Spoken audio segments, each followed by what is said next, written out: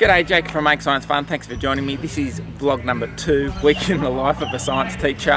Hope you enjoyed last week's vlog. The idea of these vlogs is me to connect more with my audience. It's Monday morning. I've got my first lesson going on behind me. It's Year 11 Physics, and we're having a look at some two-dimensional motion. We're looking at some projectile motion. They're looking at how the initial angle of launch affects the range, how far it goes. Projectile has an initial velocity of u.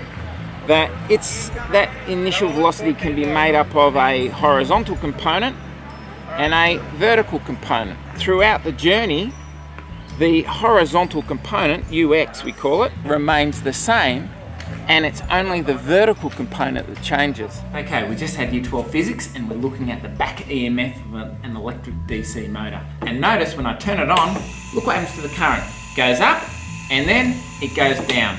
Goes up, and then it goes down. Why does it go down?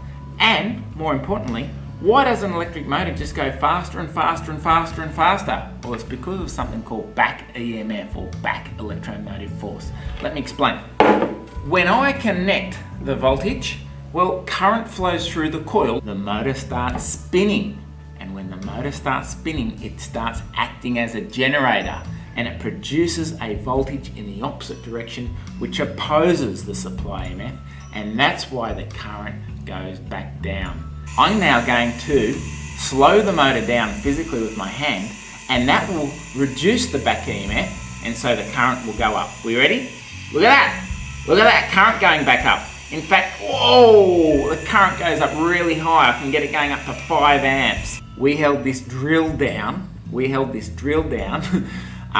clamped it to the table. We put on cable ties on the trigger so that the trigger was clamped on, and then we put a clamp on the end of the drill, and we held the drill in place, and then we turned the power on from the front of the room, and that motor couldn't spin, and so it wasn't producing any back EMF, and so the current through the coils was very high for a long period of time, and as the current flows through the coils, it produces a lot of heat, and this is what happens. Smoke, smell. After we looked at back EMF, we started looking at using the motor as a generator. So a DC motor is actually structurally exactly the same as a DC generator. And it's got a voltage of 15 volts across it and 1 amp. So it's actually drawing 15 watts. Okay, so 15 joules per second. But it's spinning this motor, not connected yet. Are we ready? There we go. This motor is now acting as a generator, and so this motor here is driving the generator, and look how much power is produced. About 6 watts of power, 6 joules every second. This one is now at 2.1 amps at 13, so it's about 26 watts. So 26 watts of power is producing only about 7 watts of energy here, so it's a pretty inefficient way to generate your power. And look what happened if I actually make a short circuit. Ooh, look at that. I can actually really make a short circuit. Ooh. Now it's really under load.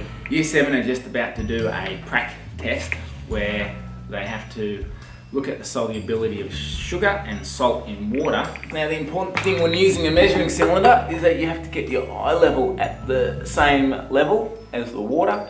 That's to avoid something called parallax error. And then you can add drip by drip until the bottom of the meniscus, is on there 50 mil. Level teaspoon of sugar, but you've got to make it a level teaspoon so that it's a consistent measurement. Pop that in and swirl it around. Time how long it takes. Record that time, and then add a second spoon, time, third spoon, fourth spoon. Probably when they get to their 5th or 6th spoon, it won't dissolve anymore. And then they have to do a similar experiment using salt and work out which is more soluble, salt or sugar. I don't do a lot of schoolwork after hours, but sometimes I do have to do a bit of marking. Oh, them's the breaks. Year 9 Science today, we're looking at electric circuits. Simple complete circuit with a light globe, just to make sure the power pack's working okay. Add the ammeter in next. The ammeter goes in series, and you can see the current flowing through the light globe. If I increase the the voltage, the current goes up and the brightness goes up as well. And so connect the voltmeter in parallel. The students measure the current and the voltage for each setting of the power pack. Now, because we're changing the voltage should go on the horizontal because that's the independent variable. I like to plot the points with crosses.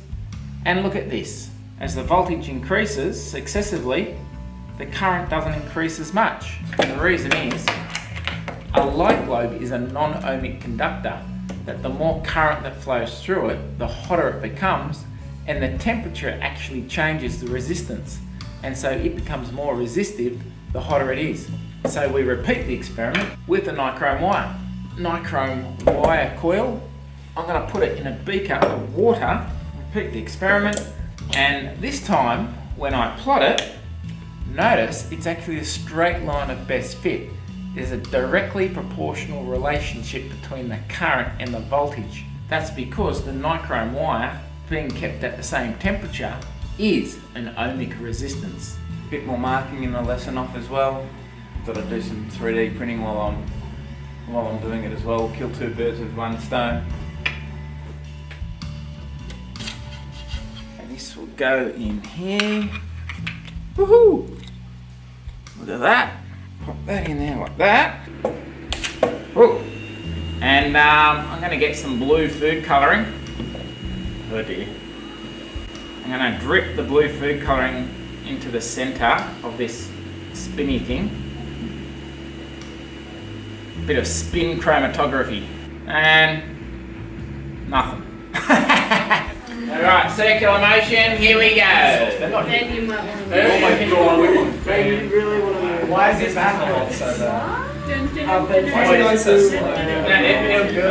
There he goes. Here he goes, buddy. Constantly changing velocity. Now his speed's the same. He's sort of reached his maximum speed. Speed's the same, but he's constantly changing direction, and so his velocity is constantly changing. And because his velocity is changing, he must be accelerating. I'm doing circular motion with year 11 physics, and here I've got the sugar spins, and when it liquefies it's not able to like hang on, I guess, and so it's thrown out or continues in its motion and forms these beautiful threads. I love circular motion. Oh, especially when you're making fairy floss. Crow here. Now the crow is a cathode ray oscilloscope. The line jumps up, the line will jump up to 6 volts, or if I reverse the polarity it will jump down to, when I've got it setting on DC, like so, I get a sine curve above the positive. When the coils are horizontal, they're at a 0 degree angle, so that's a 0 degree angle, and the magnetic lines of field flowing across it, and so there's no flux, there's no magnetic field lines through this loop. When it's up here, there's a maximum flux through the loop. Here it's 0, here it's a maximum. Now you only get an induced EMF when there's a change in flux. So when it goes from here to here, you go from 0 to quite a lot. You get quite a lot of flux through the coil.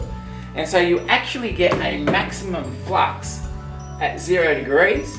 And then when you get to here, if this is an AC generator, that's in this position here, a change here doesn't actually produce, a change like this doesn't actually produce much flux at all. And so that's why it goes through 0. And we end up with a graph that looks like something like that. Ta-da! Doing a bit of a science show over the weekend. I'm going to put in some water, calcium carbide. You can hear some bubbles forming down there. I'm going to shove that in the tube. Whoa! Okay, Saturday night, it's been a big day, big week. Had a big homeschooling gig today with 48 kids, kindergarten to year 10 or something like that. Week of teaching, but then next Saturday I've got this thing called Mind Camp. Anyway, if you've enjoyed the vlog for this week, give me a thumbs up, comment, whatever. Alright, thanks for now.